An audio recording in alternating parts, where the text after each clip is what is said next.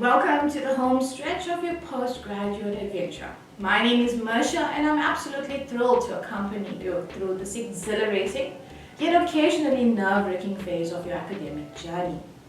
As your Faculty Research Examinations Officer, I'm here to oversee every detail of your postgraduate examination process.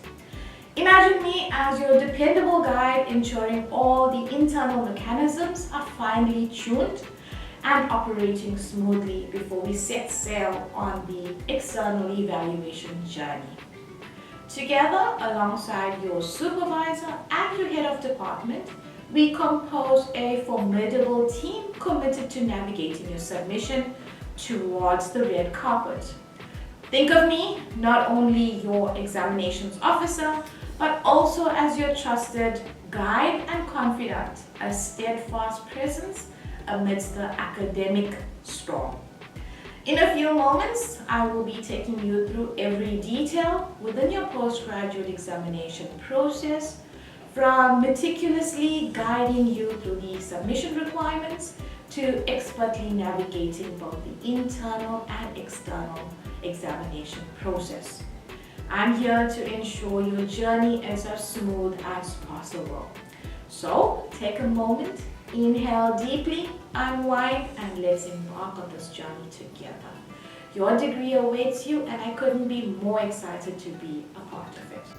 Welcome back. Let's go over the internal steps involved in submitting your thesis or dissertation for examination.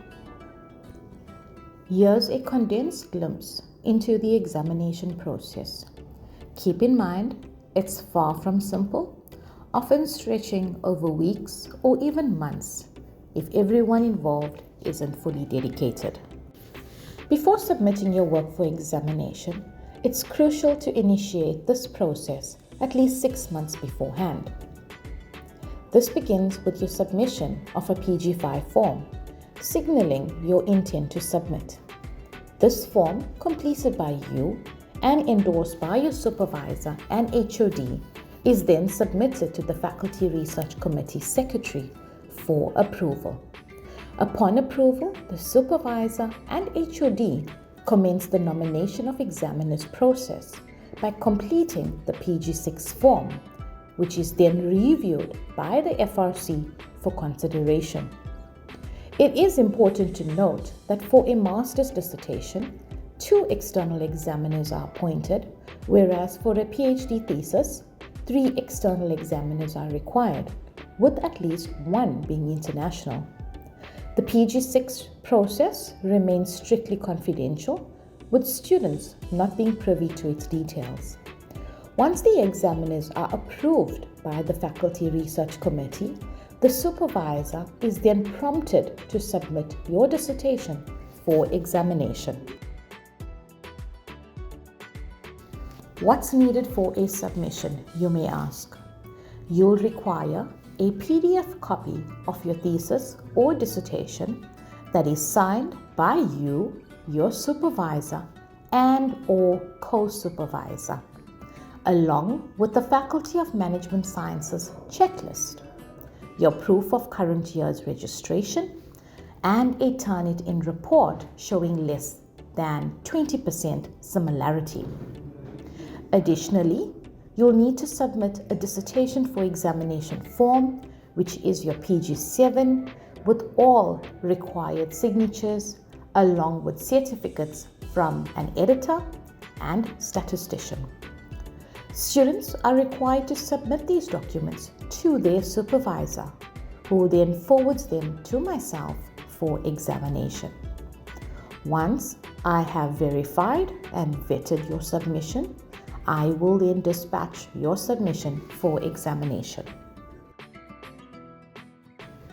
When can you submit for examination? Whilst we accept submissions throughout the year, should you wish to target a specific graduation ceremony, you are required to make final submission for examination no later than the 1st of April for the spring graduation and the 1st of November for the autumn graduation ceremony. Once your dissertation or thesis is submitted to the examiners, they have 4 to 6 weeks to complete their assessment. During this period, I will refrain from communicating with you or your supervisor. While delays from examiners may occur, we strive to ensure timely receipt of all reports for submission to the Faculty Research Committee. Upon completed examination, you can expect one of 4 outcomes. A. Pass without correction. B. Pass subject to amendments as per examiner's comments. C. Revise and resubmit. Or D. Outright rejection or a fail. Please note, a master's submission receives a percentage grade, while PhDs are graded as a pass or a fail. Upon completion of the examination process, the reports are collated and submitted to the Faculty Research Committee for review and approval. Redacted reports are then shared with your supervisor 7 to 14 days after the FRC sitting. This is so that you could address the examiner's comments.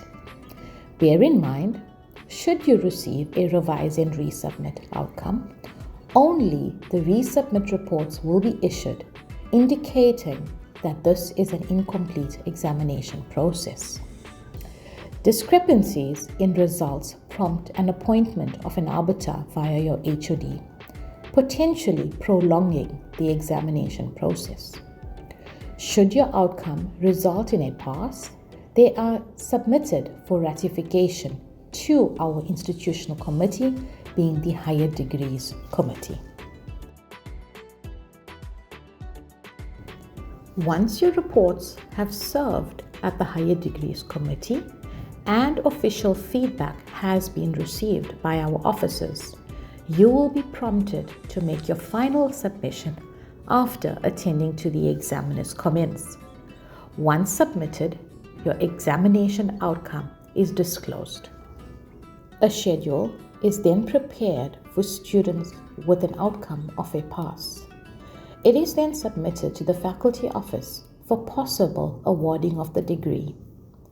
Bear in mind, completion of the examination process does not confirm that you have completed your degree. The faculty office verifies minimum requirements and adherence to institutional registration rules. Upon meeting all requirements, an official completion letter can be issued to you via the faculty office, and thereafter you will be added to the graduation roll, marking the culmination of your journey. I hope this presentation proves helpful. Please feel free to reach out to me via email at mesan@dut.ac.za or by calling me on 031 373 5669. You are more than welcome to come through to our offices, as we are situated at the ML Sultan campus, first floor, B block, the postgraduate office. I thank you kindly.